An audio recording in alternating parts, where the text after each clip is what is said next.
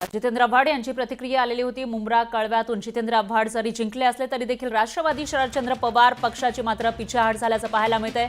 जो strike rate होता लोकसभेला तो कायम ठेवतील शरद पवार अशी अपेक्षा व्यक्त केली जात होती। तसं चित्रही दिसत होतं, वातावरण दिसत होतं, पण जे निकाल लागलेले आहेत ते पूर्णपणे वेगळे आहेत। विधानसभेत कोकणातील दोन बंधू दिसणार आहेत। रत्नागिरीमध्ये सामंत तर सिंधुदुर्गात राणे बंधूंची हवा पाहायला मिळणार आहे। रत्नागिरी मतदारसंघातून उदय सामंत 5व्यांदा निवडून आलेले आहेत आणि त्यांचे बंधू किरण सामंत जे निवडणुकीच्या रिंगणामध्ये उतरलेले होते ते जिंकले। तर राणेंचे दोन्ही पुत्र हे जिंकलेले आहेत, एक शिंदेच्या शिवसेनेकडून आणि दुसरे हे इथं जिंकलेले आहेत भाजपकडून। विधानसभेमध्ये कोकणातील दोन सख्या भावांची जोडी दिसणार आहे। राणे बंधू आणि सामंत बंधूंची ही जोडी विधानसभेमध्ये दिसणार आहे।